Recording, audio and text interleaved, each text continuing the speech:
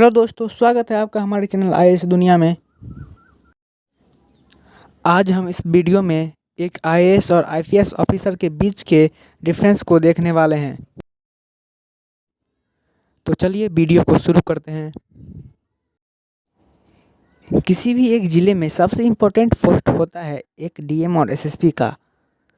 DM जो कि एक आईएएस ऑफिसर होते हैं और एसएसपी जो कि एक आईपीएस ऑफिसर होते हैं। किसी भी ज़िले के विकास के लिए दोनों ऑफिसर्स का मिलजुल कर काम करना बहुत ही आवश्यक होता है। अब हम बात करते हैं इनकी रिक्रूटमेंट की। आईएएस और आईपीएस दोनों का सिलेक्शन यूपीएससी के सिविल सर्विस एग्जामिनेशंस के द्वारा होता है।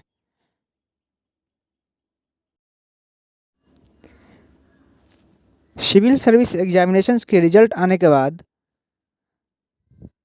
उनके रैंक के हिसाब से आईएएस या आईपीएस को उनका सर्विस दिया जाता है।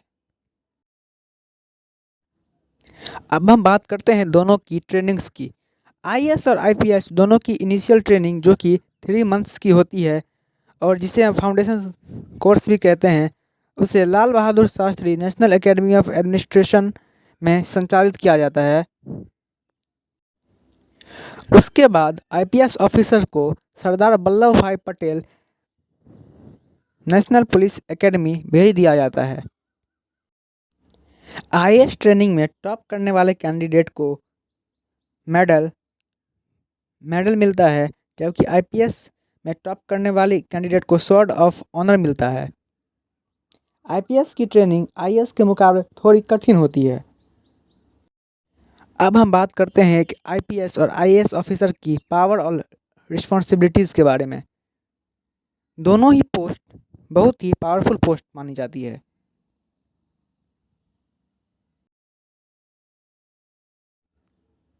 लेकिन एक आईएएस ऑफिसर डीएम के रूप में ज़्यादा पावरफुल होता है।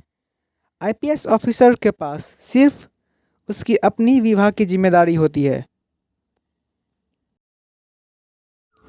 परंतु एक आईएएस ऑफिसर के पास डिस्ट्रिक्ट के पूरे विभागों की जिम्मेदारी होती है। डिस्ट्रिक्ट में पुलिस व्यवस्था की जिम्मेदारी भी डीएम के पास ही होती है। ज़िले में कर्फ्यू, भीड़ फॉर फायरिंग आदि का ऑर्डर भी सिर्फ एक डीएम ही दे सकते हैं।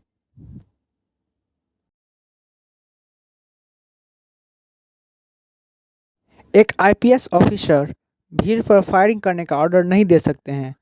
पुलिस ऑफिसर के ट्रांसफ़र के लिए भी एक डीएम का अप्रूवल आवश्यक होता है। एक प्रोटोकॉल के हिसाब से अगर एक आईएएस ऑफिसर और एक आईपीएस ऑफिसर एक साथ किसी मीटिंग में जाते हैं तो आईपीएस ऑफिसर को आईएएस ऑफिसर को सैल्यूट करना होगा। लेकिन ऐसा तभी होगा जब आईपीएस ऑफिसर अपने पूरी यूनिफॉर्म में हो। अगर आईपीएस ऑफिसर ने अपनी कैप नहीं पहनी है तो आईपीएस ऑफिसर सैल्यूट करने के लिए विवश नहीं है।